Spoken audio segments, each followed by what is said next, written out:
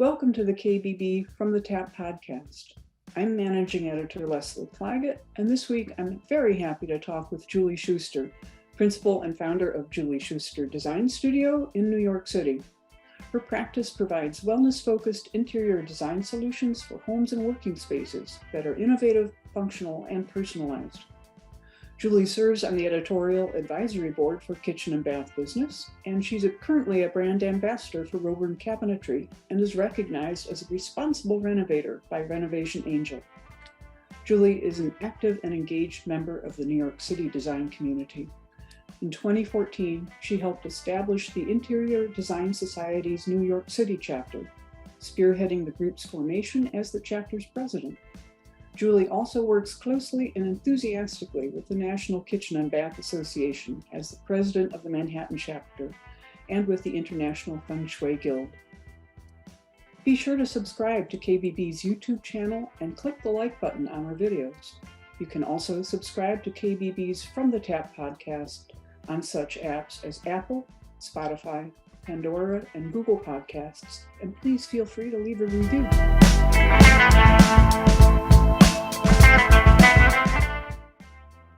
Today, we're going to discuss using Feng Shui in design, a topic you know well, Julie. Welcome, and thank you very much for joining me. Oh, thank you, Leslie. It's always a pleasure to do anything with KBB, but talking about Feng Shui, clearly one of the things that I could go on and on about. Well, now's your opportunity. Why don't you start by telling us what is Feng Shui? Well, many people think of Feng Shui as both an art and a science.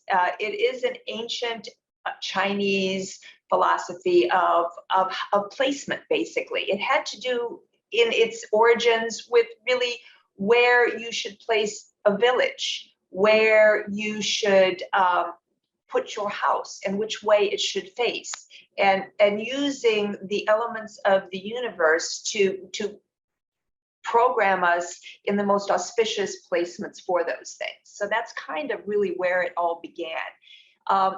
The term itself, Feng Shui, translates to wind and water.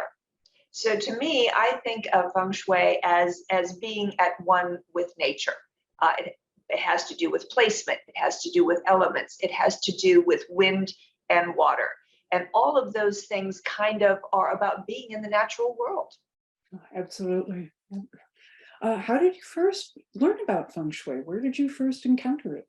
Oh my goodness, that's a good question. I think this has to go, we go back to when I was first out of design school. So obviously I am a career changer, or I'll be honest and tell you I'm a career changer, let's put it that way. So I went back to design school and graduated in about 2009. As I was graduating from school, I had the opportunity to take a temporary position as the project manager of an interior design show house here in New York City. So that gave me the opportunity to become more indoctrinated with the design community and other designers. And it was while I was there working with all of the teams that were on that site and running the creation of the house itself that I first met a designer who used the term Feng Shui for the first time to me. I really had never heard of it. I didn't know what it was or what it was all about.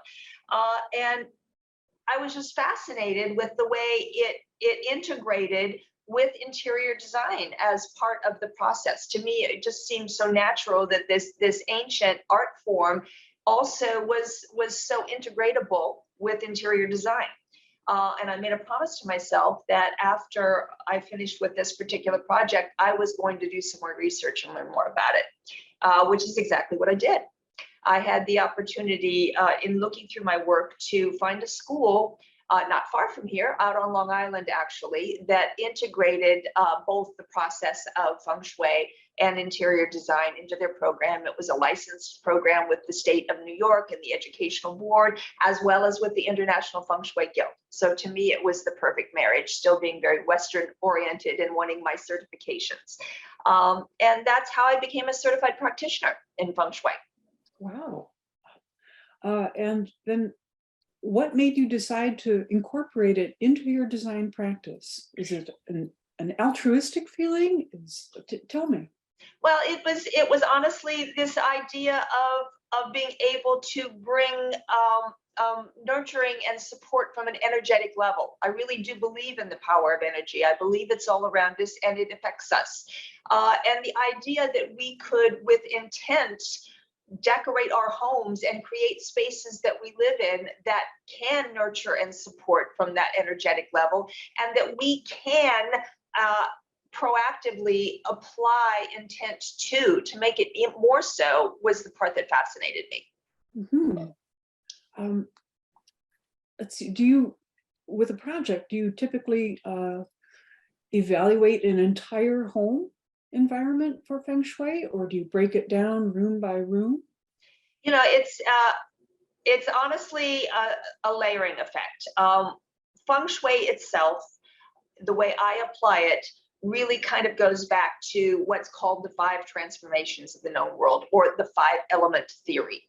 And basically what the Chinese originators of this thought process divided almost everything in our universe into one of 5 elements. So things are either fire, water, earth, metal, or wood. Everything is made up of one of these elements or some combinations of them. And because energy moves and it's constantly in flux, that wind and water concept again, they affect one another. So balance, harmony, the ability to apply them in certain ways in our environment and bring about different responses is sort of what we think in terms of. Now, you can apply this to anything. You can apply it to an entire home. You can apply it to a room, a desktop, the human face. All are, it can have the Bagua laid on, and then we can think of it in terms of those different quadrants. But these different energies have different flavors, if you will. They manifest themselves in different ways and affect one another. So it's sort of a matter of layering on top of one another. I mean, you can start with a plot of land and proceed to a home and then a room, etc. So building from a microcosm to a macrocosm, really. Actually, kind of a macro to a micro. It's slightly reversed in the way you think about it, but yes, you're absolutely correct. Okay, great.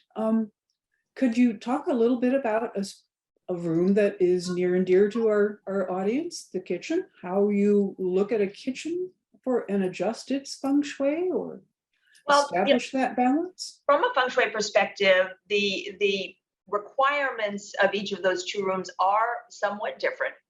However, the one thing that we have to think about, and from a 5 element perspective, the element that's most represented in a kitchen and a bathroom is water, right? Let's think about it. That's kind of elemental. I think of it as the oh duh response here. Of course, there's tons and tons of water in kitchens and bathrooms. And back to this idea of creating balance and creating harmony amongst the elements. So one of the things that we want to do when we're thinking about bathrooms and kitchens is how do we mitigate and or balance an overabundance of one element, in this case, water. So what we're thinking of when we're talking about what we put into a kitchen, let's say, is letting the other elements sort of control our water to a certain degree. So what elements are nurtured by water? Well, things like metal are nurtured by water, or controlling water. Earth controls water. Think of it, it dams up water. So that's an opportunity to mitigate or draw back on the overabundance of water. Water douses fire.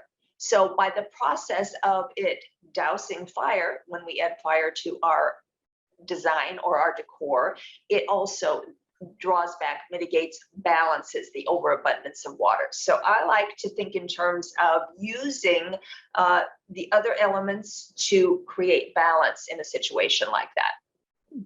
One of the ways that you can do that is by using colors. Obviously, earth colors, well, you see some of them behind me, sandy browns, oranges, dusty yellows. Those are earth colors, are great to use in both kitchens and bathroom decor.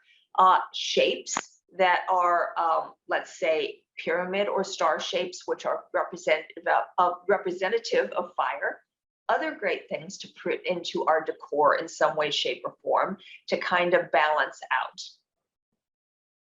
It's fascinating. So it's not just functioning items like the water flow, the literal water flow, but it could also be representations of those.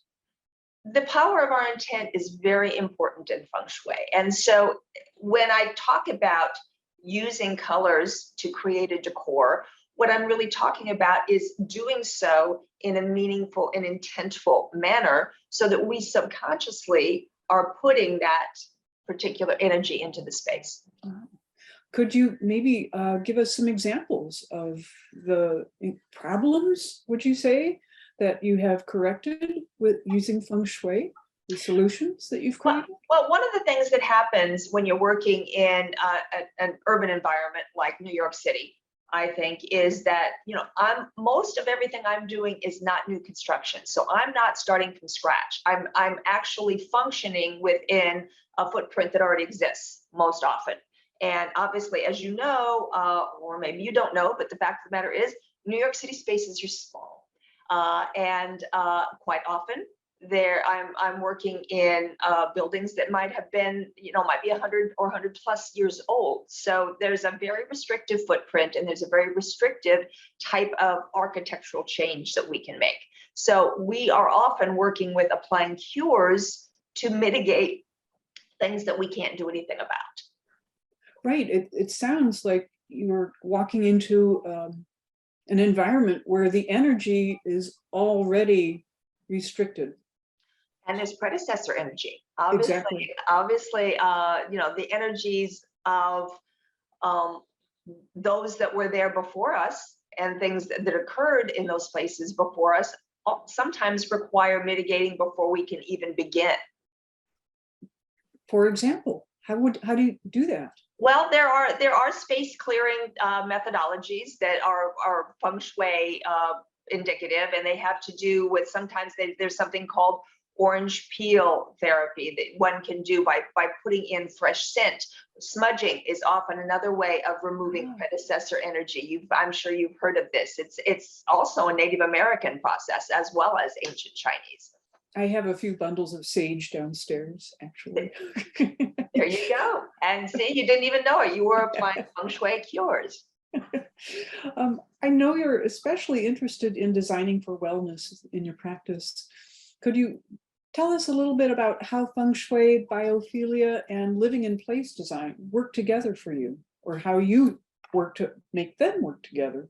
Yeah, one of the beautiful things about, as I said, my organic move to the study of Feng Shui and applying it to my interior design work was that really I feel that Feng Shui almost informed and organically led me to living in place design. Again, it had to do with my philosophy of the fact that our spaces should support us. They should physically support us as well as emotionally support us. So the idea of creating spaces that were safer and more functional was also really kind of a natural thing for me. I led myself to living in place from really that perspective. So I see them all as being very integral pillars to my business when it comes to creating spaces, as I said, that are functional as well as beautiful and certainly accessible as well. How do you convey that to your clients? Do you have an elevator speech for them, or is this an unfolding process? It is an unfolding process, and it really has to do in a lot of cases with how the person comes to me in the first place. Sometimes they really just want me to help them renovate, and sometimes they really want me to help them create better energy. So it kind of, you let it sort of unfold in the way that is natural to the process. If a person comes to me for Feng Shui thought process, well, then of course that's a much easier way to think of it in terms of it. However, I'm going to apply Feng Shui as well as living in place design to anything I do. If I'm renovating a bathroom, I'm going to make sure that we put grab bars in. I'm going to make sure that our tile design has some sort of horizon line in it, because these are very important technical things that we can do to make people safer in a space. I'm going to make sure that my furniture design has the bed in the bedroom or the main seating area with command position taken into consideration in our process. That's going to be something I'm going to do that's a Feng Shui enhancement or cure, if you will, that may or may not have even been asked for. So sometimes I just incorporate it into my work without even telling them if that's not why they're coming to me. But I think that in the process of doing so, I make the space safer, supportive, and nurturing all together, as well as beautiful. It sounds like you've checked all the boxes there, Julie. For designers who are interested in investigating Feng Shui techniques, what would you suggest? How would you suggest they educate themselves? Well, I'm a very active member of the International Feng Shui Guild, and have achieved red ribbon professional status with them. But that's a great place to look for if you're looking for a practitioner in your local area. That's a great place to look. If you're looking for a school or a program that you can take either online or in person, that's another great place to look. So it sort of depends on what you're interested in. And it's also a great place to just start reading about Feng Shui and people that write and blog about it the way I do, or have books on it. Many of my co-practitioners have done that as well. So that's an awesome place to just start researching it. Well, that's great advice. Thank you so much. And I really appreciate your joining us today on KBB's From the Tap. Julie Schuster, I wish you a wonderful and a balanced day. Thank you. Thank you. Take care.